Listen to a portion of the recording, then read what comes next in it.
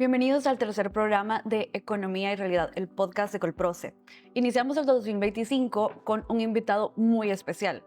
Les presentamos hoy al doctor Oscar Cabrera Melgar, con quien abordaremos temáticas sobre economía y finanzas. Hola doctor, ¿qué tal? ¿Cómo está? Muchas gracias, Angélica, por haberme invitado y estamos abiertos a un diálogo franco e inclusivo sobre temas económicos. Sí, muy emocionadas de tenerlo acá para que nos pueda conversar un poco sobre las temáticas económicas, ¿verdad?, de El Salvador, un poco de lo que está pasando y también pues de lo que esperamos para este año, ¿no? Bueno, vamos para entrar en materia, ¿verdad?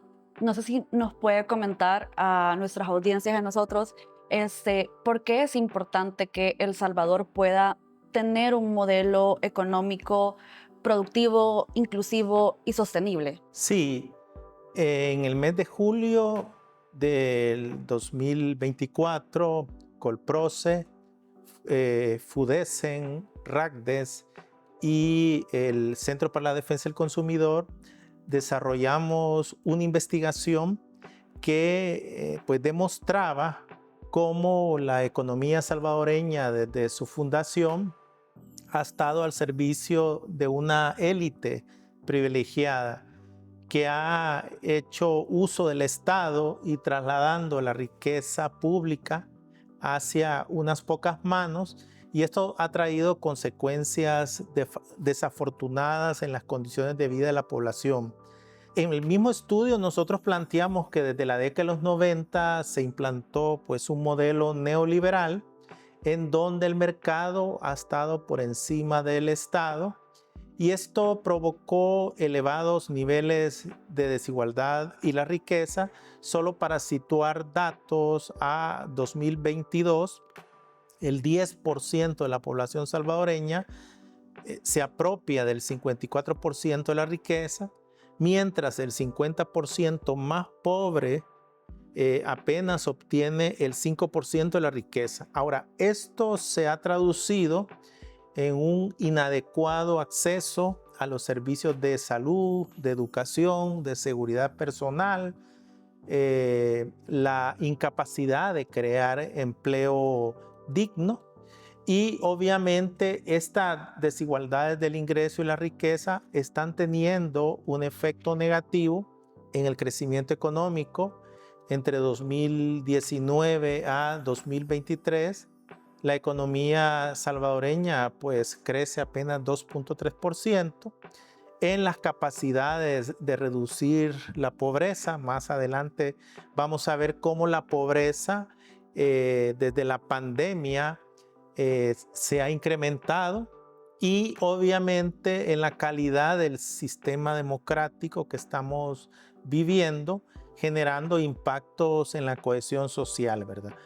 En suma, dentro de este estudio nosotros planteamos que El Salvador necesita un nuevo contrato social para más de 6 millones de salvadoreños que informó el Censo de Población y Vivienda, pero transitar hacia una economía al servicio de todas las personas. ¿Y esto qué lleva? Lleva el fortalecimiento del Estado por encima del mercado, regular de manera efectiva al sector privado, reinventando al sector empresarial para frenar y contener ese poder corporativo, una tendencia hacia los monopolios, hacia los oligopolios. En suma, estamos en un modelo actual generador de riqueza extrema, pero para unos pocos. Nosotros estamos proponiendo este nuevo modelo en donde todos y todas tengamos no solo los mismos derechos que están contenidos en la Constitución de la República, sino que el Estado haga cumplir estos derechos. Siempre hemos manifestado que no es lo mismo una joven que nace en Antiguo Cuscatlán que una joven que nace en Sensembra. Por más que la Constitución política defina que todos somos iguales ante la ley, no es cierto. Hay graves problemas de movilidad social, graves problemas de acceso a la educación, a la salud. Nosotros proponemos para este nuevo modelo de desarrollo una política de transformación y diversificación productiva, es decir, transitar desde el sector agrícola de baja productividad y el sector servicios hacia sectores de alta productividad, de alta complejidad tecnológica, que lleve a el sector agrícola, a la industria manufacturera y a los servicios. Esto, si se da este tipo de políticas, vamos a mejorar la formación del trabajo, vamos a conseguir relaciones laborales más estables y obviamente pues mejoras en las condiciones de trabajo, mayores empleos y obviamente mejor remunerados. Con esto vamos a estar transitando hacia una mayor formalidad y a un acceso pleno a los derechos laborables.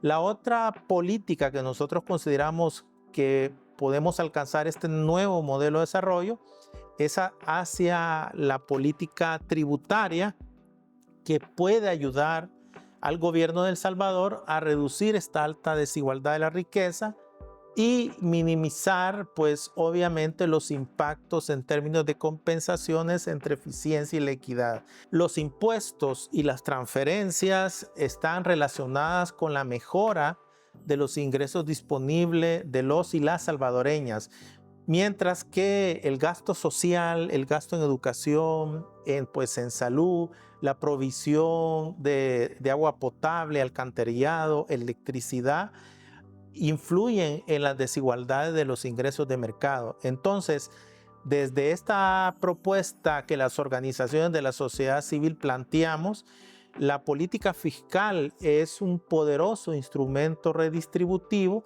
y consideramos que son dos grandes políticas que pueden llevarnos a ese nuevo modelo que estamos aspirando.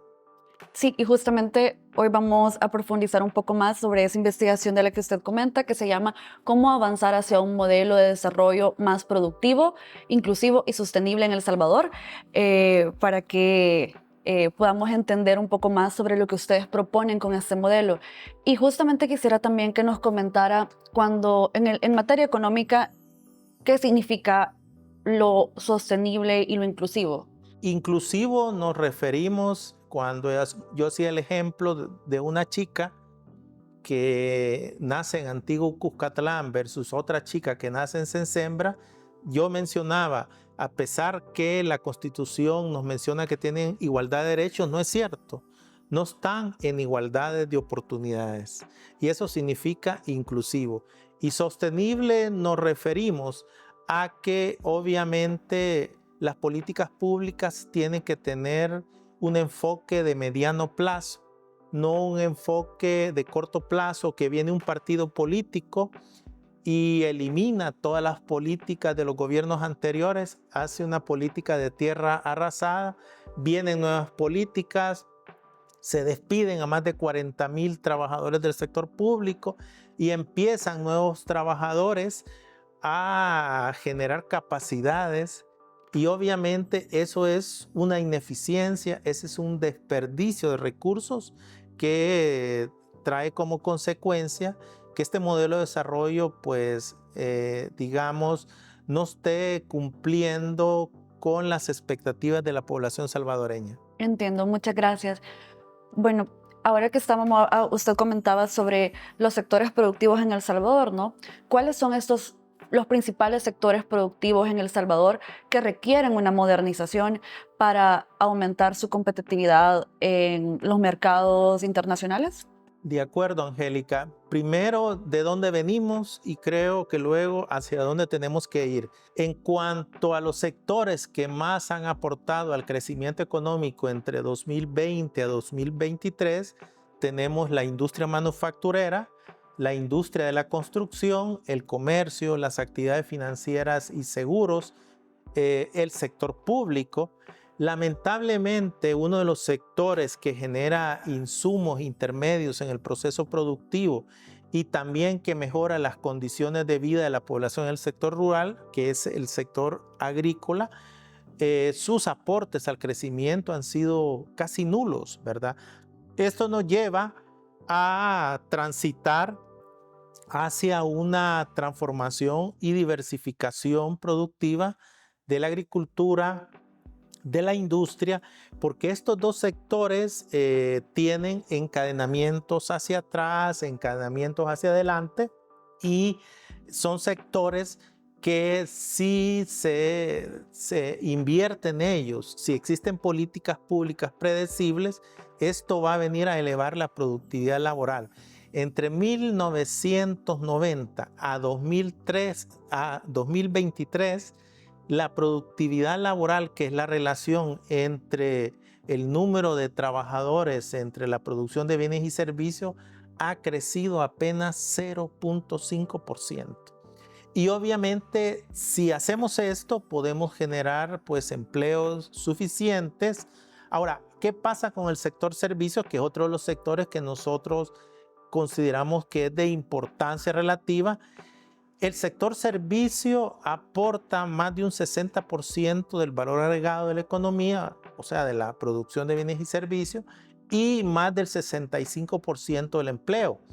Es decir, es un sector que luego de la pospandemia ha venido generando más empleo, pero son empleos de bajos salarios, donde se concentra la feminización, como es el comercio, como es sectores pues, de servicios, y que aquí se concentra el autoempleo y la informalidad. Necesitamos que este sector servicio transite hacia la automatización, hacia aprovechar de una manera mejor las habilidades de los y las trabajadoras.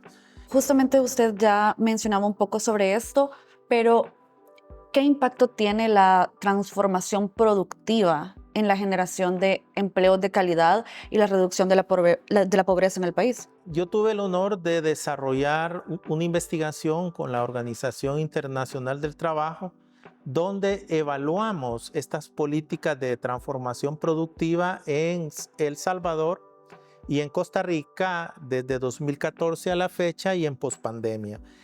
Y quizás una de las lecciones aprendidas es que una política de transformación productiva bien diseñada, pero que también haya sido consensuada con las empresas, con los trabajadores, la academia y el sector público, nos puede llevar al aumento de la formación del trabajo, a la consecución de estas relaciones laborales más estables y obviamente a generar empleo de calidad. Es decir, cuando hablamos de políticas de diversificación y transformación productiva, es sinónimo de políticas industriales, es decir, políticas que contribuyan a desarrollar una mayor transformación en sectores estratégicos que eleven la productividad, que eleven el valor agregado, y obviamente esto va a abrir a muchos estratos de la población, particularmente a las mujeres trabajadoras o empresarias, y también a personas que actualmente están siendo excluidas de las dinámicas de los mercados. Por tanto, transformación productiva significa trasladar insumos, trabajadores, maquinaria desde sectores de baja productividad hacia sectores de alta productividad. Cuando hablamos de empleos de calidad, ¿a qué nos referimos para la gente? Sí, nos estamos refiriendo a que un o una trabajadora no solo tengan el salario nominal, sino que ese salario nominal sea estimado de acuerdo a los niveles de productividad de ella o de la empresa. Estamos hablando que se cumplan las condiciones de acuerdo a lo estipulado en la Organización Internacional del Trabajo. Nos estamos refiriendo a que tenga seguridad social, que tenga todas las prestaciones de ley, que tenga su aguinaldo y que tenga acceso a formación laboral y obviamente estas condiciones dejan mucho que desear en El Salvador. En El Salvador hay una práctica de las empresas y del sector público a contratar a población joven a través de lo que se llama el outsourcing. Es decir, se habla de servicios profesionales. Con esto, las empresas y el sector público reducen los costes laborales. Sin embargo, las condiciones de vida de esta población no cumplen los requisitos de un empleo digno. Para citar un ejemplo, el presidente AMLO en México eliminó el outsourcing, y esto pudiera ser una muy buena práctica en El Salvador, eliminar esa contratación de servicios profesionales y empezar a dotar de empleo digno a todos y todas. Muchas gracias, doctor. También ya hablaba usted antes sobre estos sectores del trabajo en El Salvador que están marcados por una feminización constante, o sea que la mayoría de personas que ejercen esos trabajos son mujeres. ¿Cómo se ve esta práctica también desde una perspectiva sostenible e inclusiva? Desde la Fundación para el Desarrollo de Centroamérica hemos venido desarrollando varias investigaciones en el marco de la economía del cuidado, en el marco de definir a El Salvador como un país de cuidados, y las estadísticas nos arrojan datos que nos vienen a sostener que existen un conjunto de valores, de normas, de prácticas y estructuras que están perpetuando la discriminación y la intolerancia contra las mujeres. En términos del mercado laboral, nuestras estadísticas plantean que por cada dólar que gana un hombre, las mujeres ganan apenas 48 centavos, ¿verdad? Ahí ya estamos viendo claramente estas brechas de desigualdad.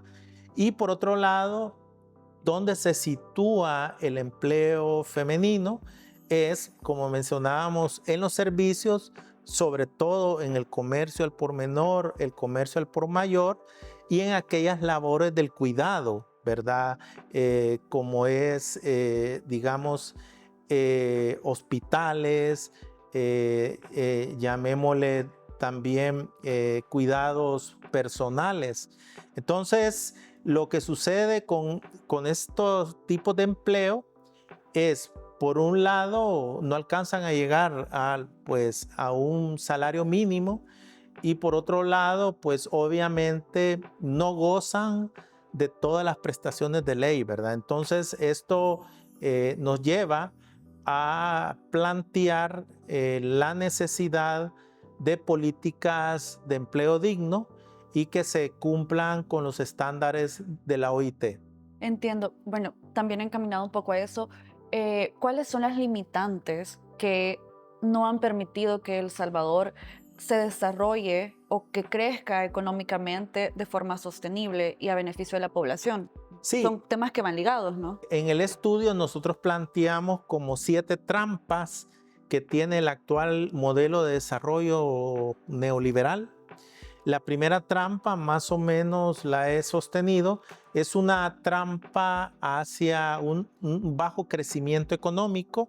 Por ejemplo, mencionaba entre 2019 a 2023 hemos crecido 2.3%. Las estimaciones del Fondo Monetario publicadas en octubre del año pasado sostienen que la economía entre 2025 a 2029 va a crecer 2.8%. Si a eso le sumamos los bajos niveles de productividad del trabajo que mencionaba, que apenas crecemos 0.5%, y en términos de complejidad económica, cuando nosotros vemos la canasta de nuestras exportaciones, el porcentaje de exportaciones de bienes y servicios en el 2023 y 2024 nos dicen que apenas el 18% de esa canasta son exportaciones que llevan algún tipo de innovación y difusión tecnológica. También mencionábamos los elevados niveles de la desigualdad y la pobreza, que están imposibilitando una movilidad intergeneracional. Acá nosotros teníamos estadísticas de pobreza en los que se nos menciona que, por ejemplo, en 2023 la pobreza desde la perspectiva pues, de ingresos, la pobreza relativa ha aumentado hasta 21.1%, la extrema a 9.3% y la pobreza global se ha situado hasta el 30.3%. Es paradójico que desde el 2014 a 2019 los niveles de pobreza desde la perspectiva de ingreso venían cayendo y desde el 2020 en adelante, por el contrario, estamos viendo un modelo que está generando más pobres. Es decir, entre 2019 y 2023, la pobreza total ha aumentado en más de 126,000 personas. No se diga la pobreza extrema que ya llega a 220,000 personas, ¿verdad? Mencionábamos datos desde la perspectiva de la concentración pues, de la riqueza, en donde mencionábamos que el 10% más rico está obteniendo el 54% de la riqueza, ¿verdad?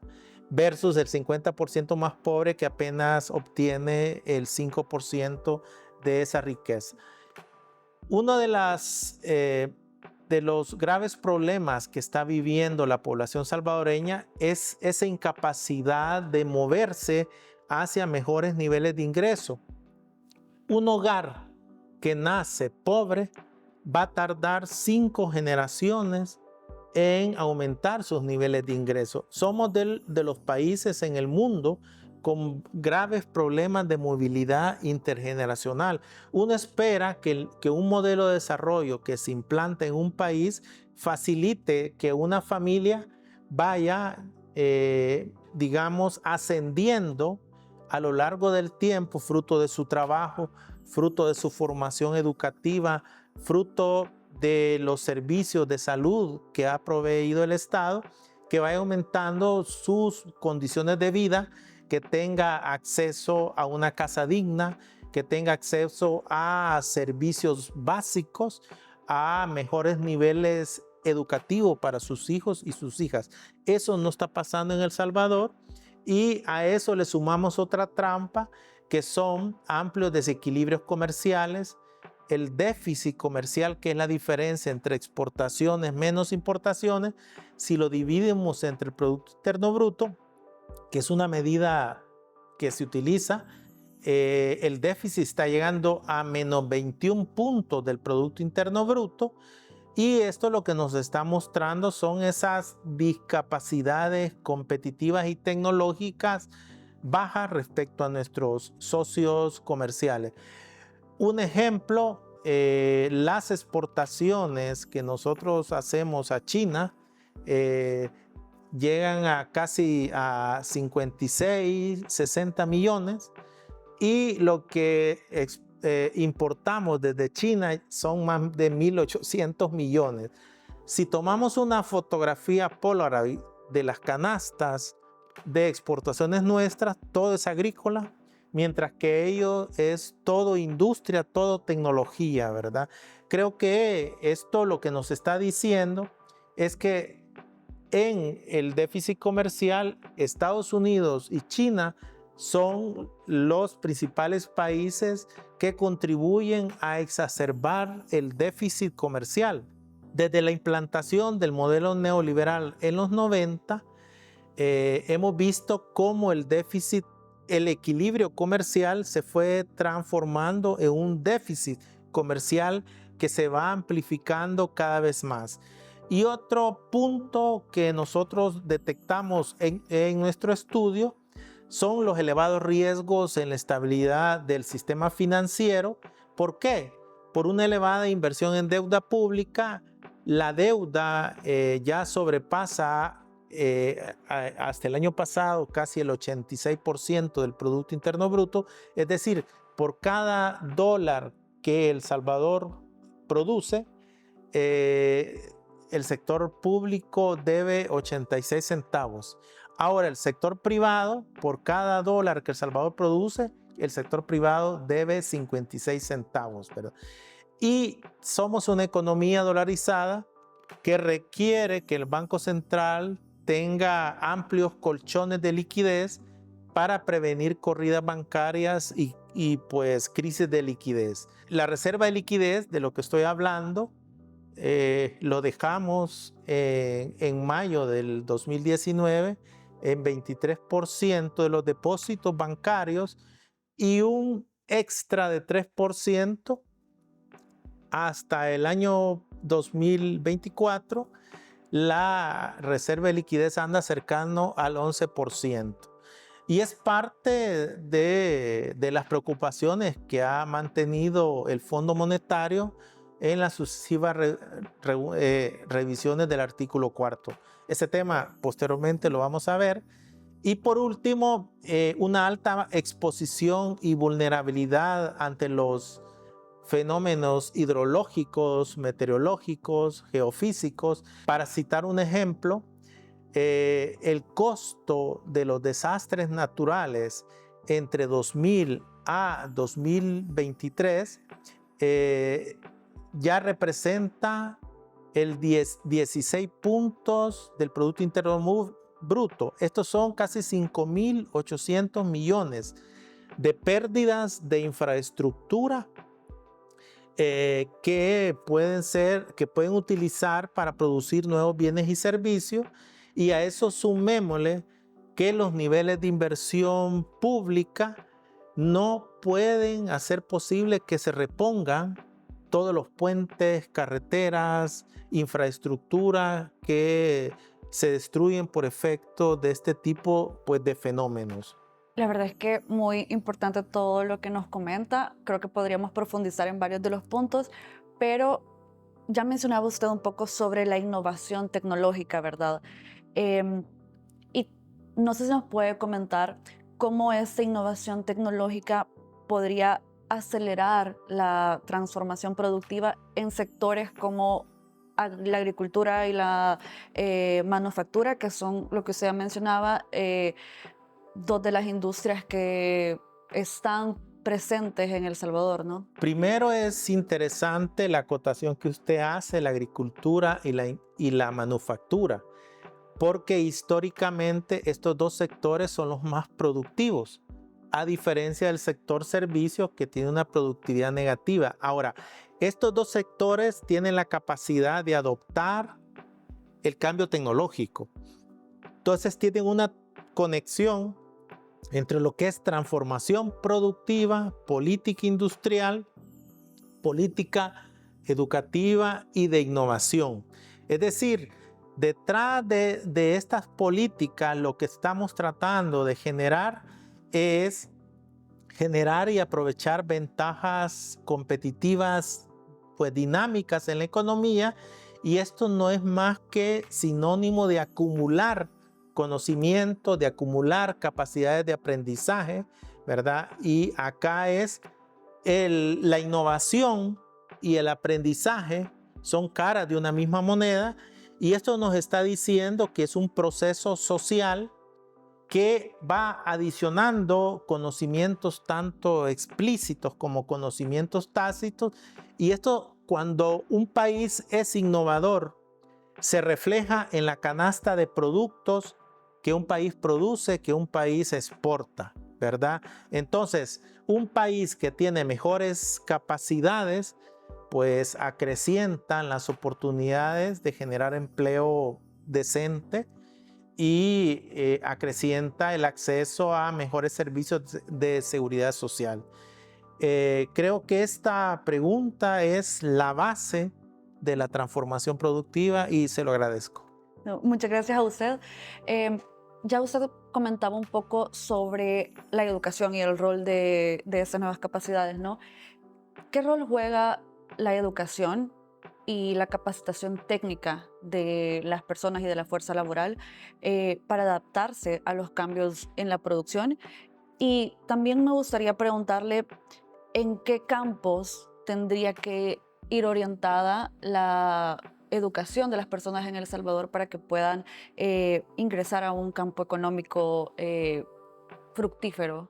Sí, bueno, yo creo que un primer paso, una primera medida de política es que hay que elevar las capacidades de los estudiantes, pero también estos tienen que ir acorde a elevar los salarios de acuerdo a esas nuevas capacidades adquiridas. Lamentablemente, nuestro mercado laboral está desincentivando que los jóvenes, cuando se forman y tienen pregrado, los salarios son bajísimos, no van de acorde a sus niveles de productividad y muchos de ellos no están laborando en su formación académica, ¿verdad?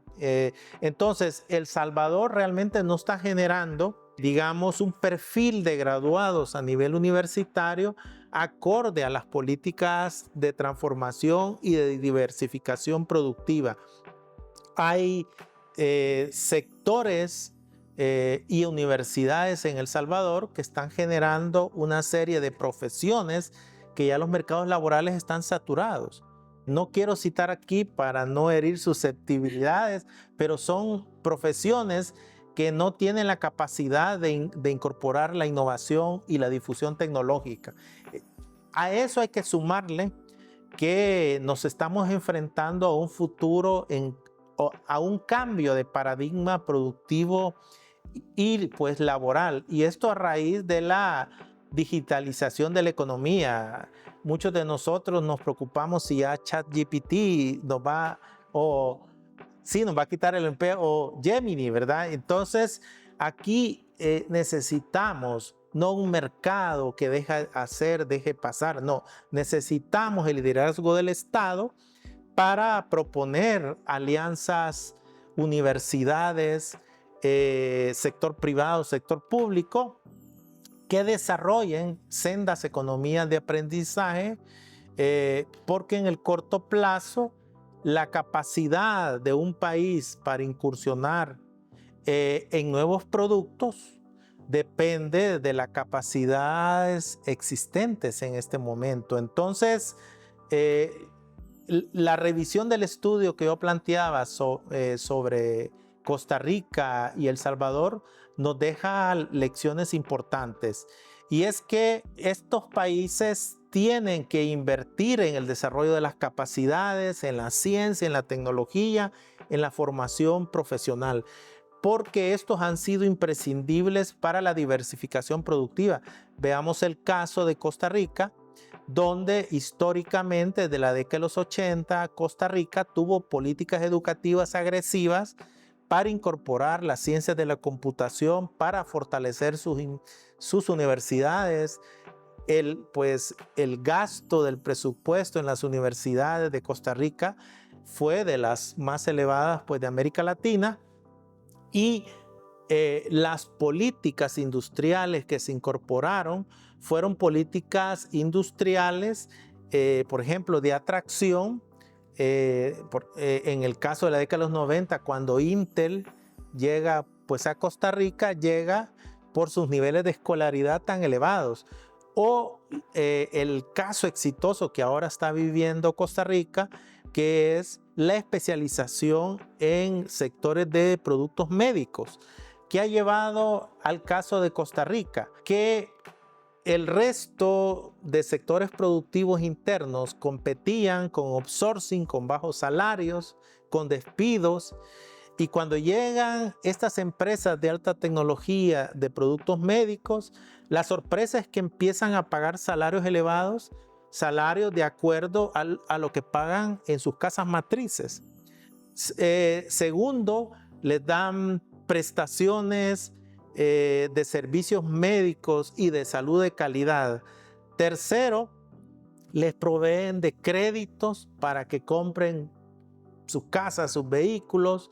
Y cuarto, les dan becas a sus hijos. La sorpresa es que el sector nativo se enfrenta a una situación que ya no puede seguir en esa política de bajos salarios, ¿verdad?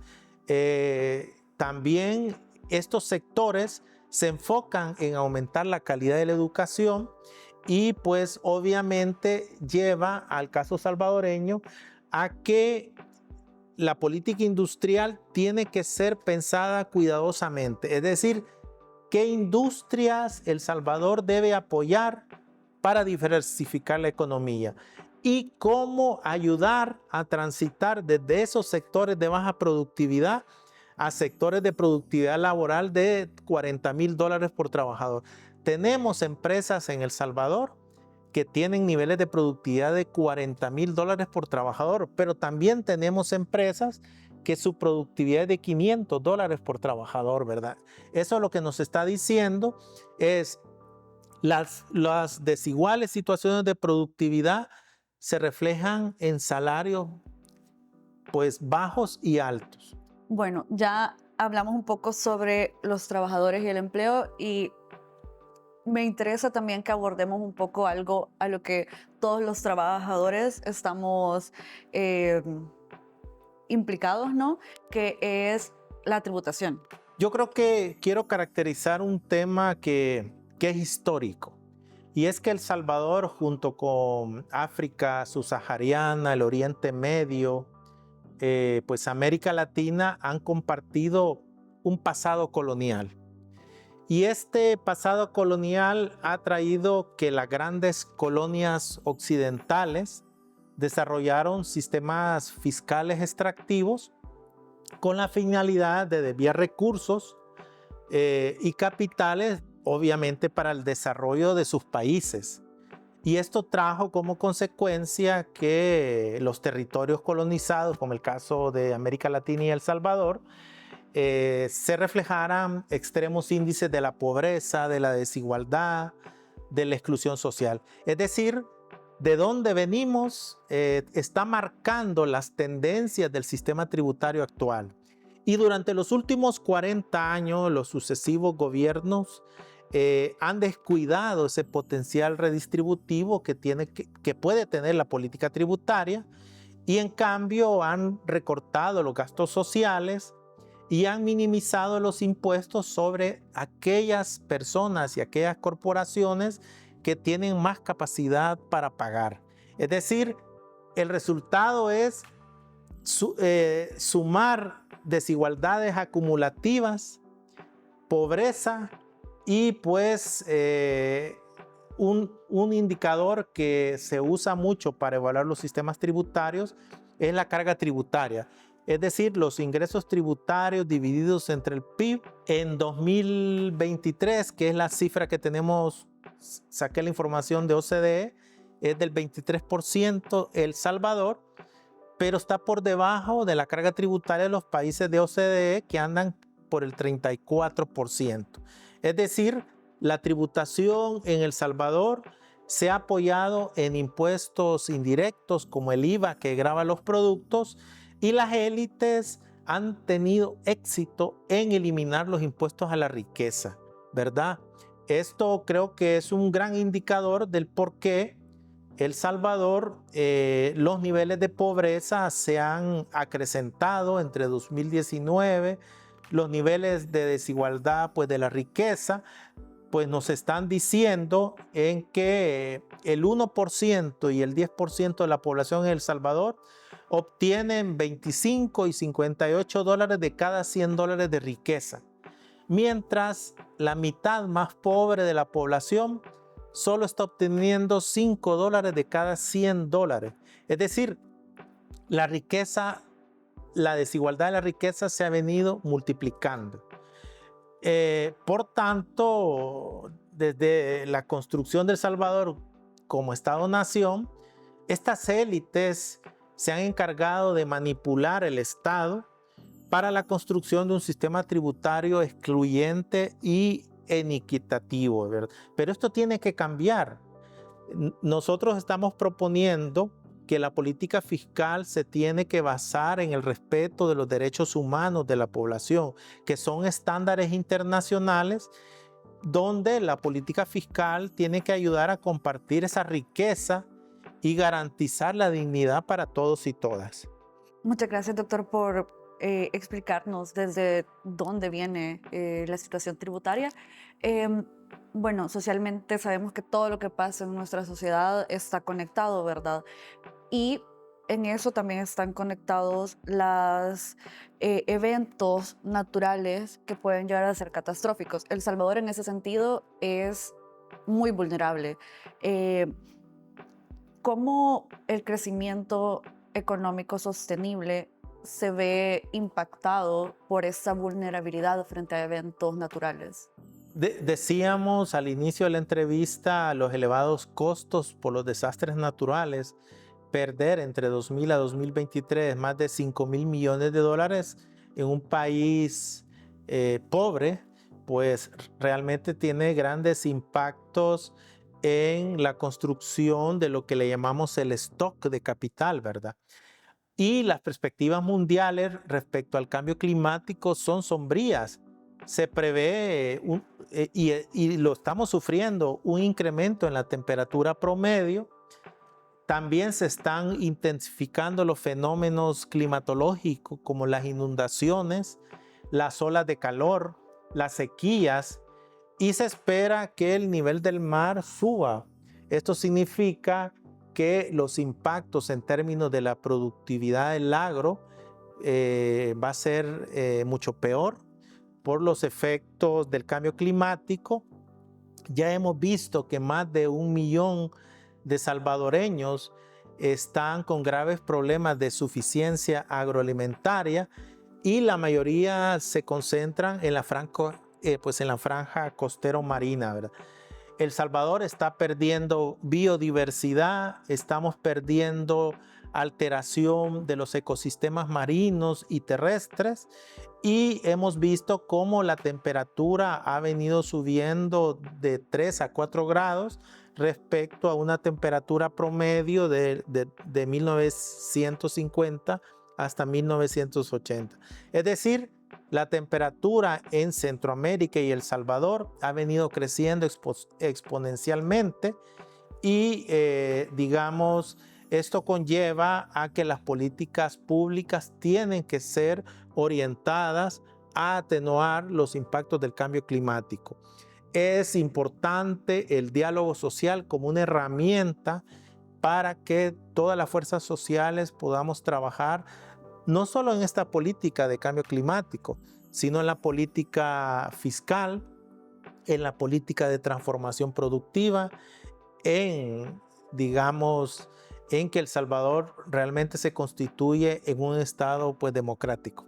En ese sentido, doctor, ¿qué acciones políticas recomienda usted realizar para avanzar hacia un modelo económico de desarrollo más productivo, inclusivo y sostenible? Digamos que son 44 medidas, pero de ellas solo voy a abordar dos.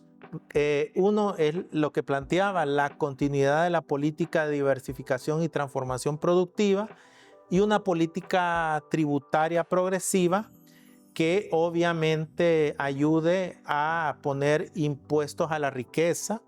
Esto creo que es necesario. FUDESEN propuso en 2019 gravar a los ultrarricos de El Salvador, que son para esa fecha eran 110 ultrarricos, y generábamos tramos impositivos que hacía que la recaudación en el año fueran más de 100 millones de dólares. También nosotros decimos gravar las rentas del capital al mismo nivel que las rentas del trabajo. Creo que eso es importante. Evitar los altos niveles de evasión y elusión fiscal. Tap Justice Network en el 2023 estableció que El Salvador en América Latina es el país donde más fugas tributarias estamos teniendo. Son 236 millones al año. Eso representa el 0.9% del PIB y es el 20% del presupuesto en salud. Bien, doctor, para continuar, ¿nos puede comentar cuáles son las perspectivas económicas para este año 2025? Digamos que desde la Fundación para el Desarrollo hemos desarrollado perspectivas para 2024 en un rango entre 1.6 a 2.1 y para el 2025 entre un rango entre 1.8 a 2.3%. ¿Esto en qué nos apoyamos? Bueno, primero que todo hemos visto que el índice de volumen de la actividad económica se ha venido desacelerando. Por otro lado, también las exportaciones continuaron cayendo junto con las importaciones creciendo casi cero, ¿verdad? Hemos visto cómo los gastos de consumo, hoy que acabaron las fiestas de fin de año, hemos visto cómo los gastos de consumo de la familia se han ralentizado y obviamente el incremento acumulado de la inflación de alimentos y el incremento acumulado del coste de la canasta básica, pues han sido factores que están haciendo mella en estas perspectivas económicas bajas. Ahora, yo creo que hay otro elemento que vale la pena tocar, que es respecto a las remesas, y se refiere a que la administración Trump ha planteado primero que va a hacer una deportación entre 11 a 21 millones de inmigrantes indocumentados, porque los republicanos y Trump sostienen que los inmigrantes compiten con los trabajadores estadounidenses. Esta es una total falacia. Los inmigrantes latinoamericanos se ubican en aquellos sectores que los estadounidenses no van, como es la construcción, los servicios. Y es importante también una noticia que salió a finales de diciembre, donde hay alrededor de 1.5 millones de inmigrantes que ya tienen orden de deportación, de los cuales salvadoreños son más de 200,000 personas. Y si a eso le sumamos que hoy en enero ya quedan alrededor de unos 2 meses para llegar al 9 de marzo, que finaliza el TPS, esto pone en una situación de incertidumbre a más de 180,000 salvadoreños, ¿verdad? Estos elementos creo yo que están abonando de manera negativa en, digamos, unas perspectivas económicas muy pesimistas por parte de la Fundación para el Desarrollo. Y otro punto es la tosudez de parte de la administración Trump de querer poner aranceles y generar una guerra con China, con México, con Canadá y que sabemos sí con los países del TLC de Centroamérica. Para 2026 se espera que los Estados Unidos hayan aumentado los aranceles a casi 8%. Esto va a traer impactos en la economía norteamericana, se va a incrementar pues la inflación, también se espera que aumente el desempleo, que reduzca el poder de compra de los estadounidenses, lo que pueda traer consecuencias negativas para nuestras exportaciones porque se va a reducir la demanda de nuestros productos. Así es, la verdad es que El Salvador tiene una relación muy estrecha con lo que pasa en Estados Unidos. Como se ya mencionaba, ¿verdad? El papel de las remesas. Eh, ¿Cómo afectaría esto en la economía de El Salvador para este año? Sí trae pues graves consecuencias porque mencionábamos que las remesas son más de 7,000 millones de dólares. Eso en términos de Producto Interno Bruto son como 21 puntos del Producto Interno Bruto. Ahora, las remesas per se no solo interesan porque financian la cuenta corriente con las exportaciones, sino porque ayudan a reducir la pobreza, favorece que los hogares salvadoreños que reciben remesas puedan potenciar su consumo, comprando alimentos, pero también invirtiendo en la educación de sus hijos y en la salud, ¿verdad? Entonces, por lo tanto, sí vemos que si las acciones de la administración Trump pues se mantienen, pues obviamente los impactos probablemente no es que en un mes vamos a tener las deportaciones de 220,000, porque ya hay estudios que plantean, primero, que los Estados Unidos no tienen asignado un volumen de gasto para poder cumplir con esas deportaciones, pero sí vamos a ver que salvadoreños en los Estados Unidos van a estar migrando hacia ciudades santuario, como son Los Ángeles, como es Nueva York, para citar algún ejemplo, generando meses en donde probablemente no van a estar enviando remesas a sus familias en El Salvador. O sea, la situación presenta una gran incertidumbre. No olvidemos que en el primer año de la administración Trump, él intentó eliminar el TPS, pero gracias a la lucha de las organizaciones pudieron ganar en las cortes. Actualmente ya no es esa la coyuntura. La sala de lo constitucional de los Estados Unidos está dominada por magistrados de derecha pro-Trump. Para ir finalizando, ¿verdad? Durante el mes de diciembre, el gobierno de El Salvador junto con el Fondo Monetario Internacional suscribieron un acuerdo. ¿Cuáles son sus perspectivas al respecto y cómo puede impactar este acuerdo al país en este año? Nosotros hemos visto con suma preocupación no el hecho de adoptar el programa SAF entre el gobierno de El Salvador y el Fondo Monetario. El hecho que nos preocupa es que El Salvador tomó la decisión de recortar 1.400 millones en 40 meses, despidiendo trabajadores, recortando puestos de trabajo, que acordémonos que el consumo en los hogares representa más del 86% del Producto Interno Bruto.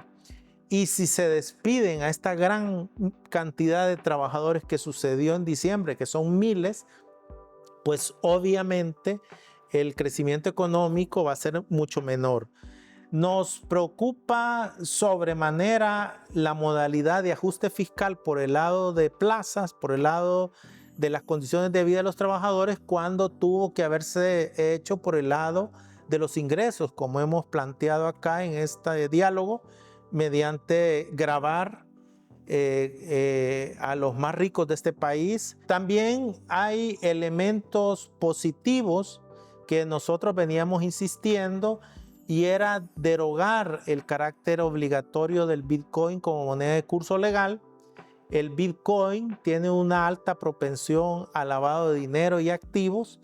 También desconocemos qué porcentaje de recursos se sacaron del presupuesto nacional para comprar Bitcoin y para implementar el proceso de adopción del Bitcoin. Otro elemento que nosotros consideramos, bueno, esto es un elemento positivo que va en línea con las propuestas que había hecho Colproce, que había hecho pues FUDESE. Y otro elemento es, también hemos denunciado la falta de transparencia, la falta de gobernanza. Desconocemos mucha de la información pública que en los gobiernos anteriores, del 2019 en adelante, sí se disponía en cuanto al uso del presupuesto de la nación, ¿verdad? Se requiere estar trabajando en mejores marcos legales de rendición de cuentas por parte del Estado. Y otro punto que va en línea con nuestras propuestas es que el fondo está exigiendo que el encaje legal o la reserva de liquidez, que actualmente está como al 11%, suba hasta el 15% hasta junio de 2026. Sabemos que esa reserva de liquidez en época de pandemia no se utilizó para desencadenar el crédito productivo, sino que se utilizó para comprar títulos valores del Estado de corto plazo, ¿verdad? Entonces, desde las organizaciones de la sociedad civil como Colproce, FUDESE, solicitamos que se nos incorporen en los mecanismos de rendición y transparencia en este acuerdo SAF. Queremos ser escuchados y obviamente solicitamos al ministro de Hacienda y al directorio del hemisferio occidental que tome en cuenta las opiniones de las organizaciones de la sociedad civil. Perfecto. Bueno, muchas gracias, doctor, por habernos acompañado en este primer episodio del año. Gracias por compartir con nuestros seguidores un poquito sobre estos temas tan relevantes para el país e invitarles a ustedes que se suscriban al podcast Economía y Realidad de Colproce para que puedan mantenerse al día con lo que vamos publicando. Muchas gracias, doctor. Bueno, muchas gracias, Angélica. Desde Colproce nosotros vamos a continuar trabajando y generando incidencia para aumentar la transparencia y la rendición de cuentas. Así que, aunque estamos ya en los primeros días de enero, desearles un feliz año 2025. Muchas gracias.